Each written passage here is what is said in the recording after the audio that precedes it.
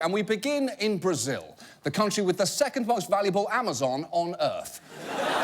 Brazil is facing numerous problems right now, from the Zika virus to a struggling economy, and this week it was plunged into political turmoil.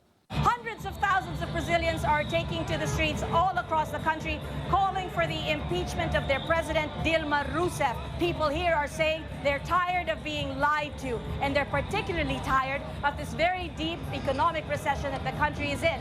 Yes, the protesters want to forcibly remove their president, and as Brazilians know well, you don't want to remove something slowly and methodically, you want to do it quickly all at once.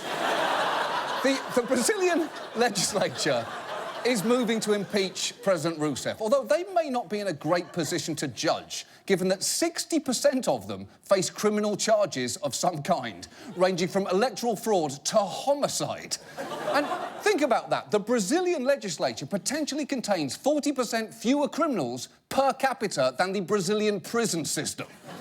But Rousseff's latest trouble concerns her predecessor, Lula da Silva, and his connection to the ongoing investigation into bribes and kickbacks at Petrobras, Brazil's state-run oil company. And incidentally, is there ever a state-run oil company that is not corrupt?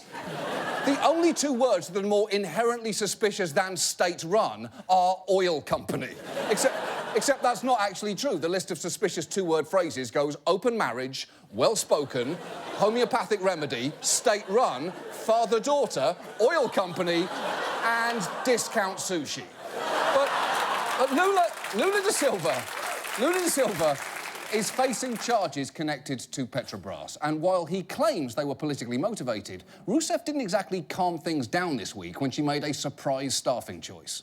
Former President Lula is now going to be serving as chief of staff for Dilma Rousseff, the current president. If he is in the cabinet, he is protected from prosecution by anyone except the highest court in Brazil. Wow, he virtually has immunity. That does not look good. And it says something about what some protesters think of Lula, that they already had a giant inflatable effigy on hand the second the move was announced. Although I will say that balloon looks less like Lula and more like a Picasso drawing of Mandy Patinkin. But this was just the beginning of a bewilderingly dramatic few days there. First, a Brazilian judge nullified the appointment, then a judge from a higher court nullified that nullification, and then things got crazy. As soon as President Rousseff got an injunction overturned against Lula being appointed to her cabinet, at least 20 other judges across the country filed their own injunctions to block him from taking the post. That's right. The judiciary is now in open revolt against the executive branch. And not just that, but huge pro-Rousseff and Lula rallies took place on Friday. And let's all please enjoy this brief moment of feeling superior to the political chaos of Brazil. Because it's exactly how the rest of the world will feel this summer, watching the Republican Party tear itself apart, denying the person who got the most votes their nomination. So for now, let's move on.